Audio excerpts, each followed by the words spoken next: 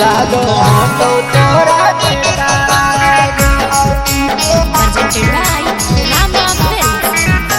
छौरी बोलल जाहो बेटा लागो तो तोरा बेटा।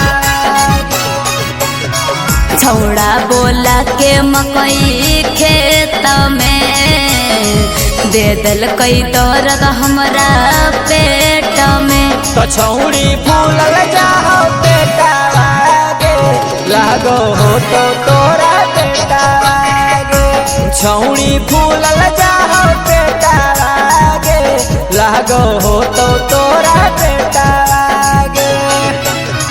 छौड़ा बोला के मकई खेत में दे दल कई दर्द हमरा पेट में। छौरी फूलल जाहो बेटा लागो तो तोरा बेटा छौरी फूलल जाहो बेटा लागो तो तोरा बेटा लागो तो तोरा बेटा छौरी फूलल जाहो बेटा लागो तो तोरा बेटा।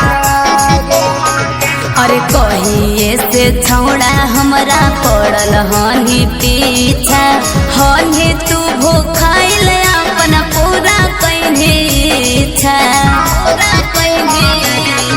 अरे तोरो मोहना हालग छौरी कलियो नहीं बल जोड़ी रहती आके मिले अइली घर के ताला तोड़ी। होबे ना देनी छौड़ा डेटावा लेनी फुसलाई दे के नोटावा। छौरी फूलल जाहो बेटा लागो तो तोरा बेटा छौरी फूलल जाहो बेटा लागो तो तोरा बेटा लागो तो तोरा बेटा छौरी फूलल जाहो बेटा लागो तो तोरा बेटा। अरे केतनौ चिलैयौ हमें मम्मी रे मम्मी चोट पर चोट देनी छौड़ा रे बेरहमी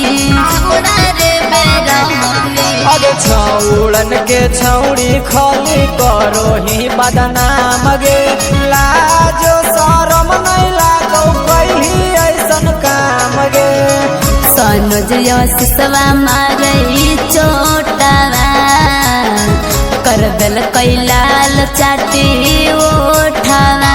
छौड़ी फूलल जाहो बेटा लागो तो तोरा बेटा छौड़ी फूलल जाहो बेटा लागो तो